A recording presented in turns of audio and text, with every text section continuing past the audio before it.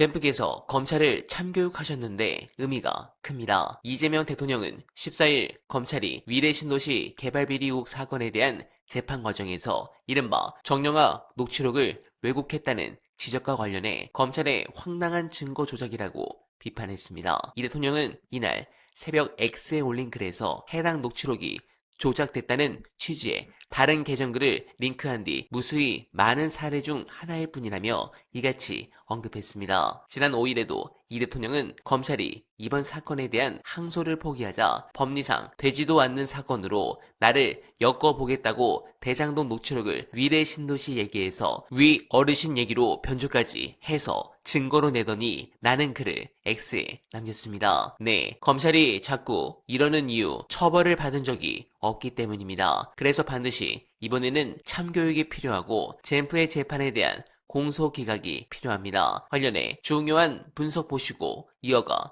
보겠습니다. 윤석열 딱 당선되고 나서 2022년 9월에 대장동 사건을 다시 수사를 하다가 이게 사실은 이재명 대통령이 돈 받았다는 증거가 없으니까 불안했어요.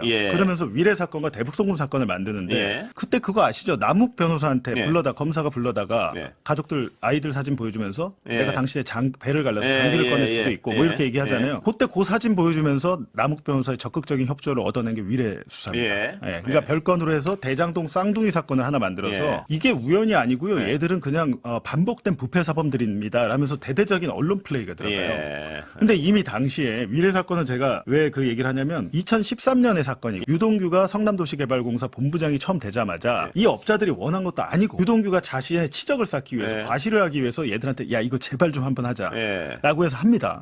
했는데 실질적으로 지금 검찰 당시에 윤석열 검찰에서는 유동규가 그 공모지침서를 빼줘가지고 사업자 선정이 되게끔 도와줬다. 비밀을 줘서 이걸로 지금 기소가 된 거예요. 근데 이미 그건 사실이죠. 비밀을 줘서 사업자 선정 사실인데 당시에 이 그 개발을 해서 그 개발 이익이 있잖아요. 그 대부분을 호방건설이 가져갔습니다. 그래서 나중에 대장동 때는 건설사를 빼자는 얘기가 나오는 거예요. 쟤들은 프로고 우리는 아마추어인데 근데 그러니까 검찰에서 문제는 비밀 정보를 이용해서 개발업자가 선정된 거를 기소해야 되잖아요. 대장동은 그렇게 한 거거든요. 근데 이거는 그걸 기소 안 하고 나중에 2018년 왜냐하면 이제 개발 이익금은 2018년까지 나눠서 들어오잖아요. 2018년에 마지막 배당금이 나왔으니까 이때까지 공소시효가 있는 거야 라고 하고 하는데 이것도 마찬가지로 그럼 위례 아파트 사업자가 선정될 때 이재명 혹은 측근 정진상이 개입한 증거가 있어야 되잖아요. 없어요.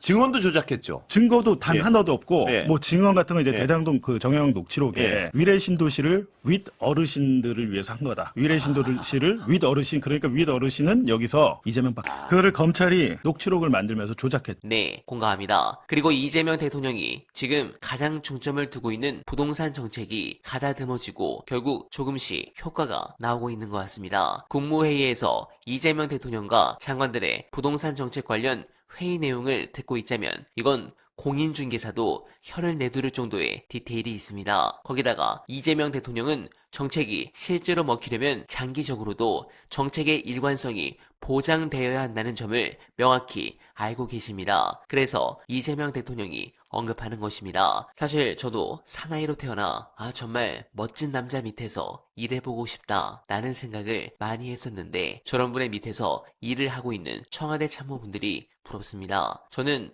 원래 워커홀릭이라 일 많이 하는 것은 자신은 있지만 능력이 안 됩니다. 그런 부분에서 이재명 정부 임기 내에는 여러분들을 모시고 더 열심히 노력할 것을 약속드립니다. 오늘도 행복한 하루 보내시고 오늘밤 많이 사랑해 주시길 부탁드립니다. 고맙습니다.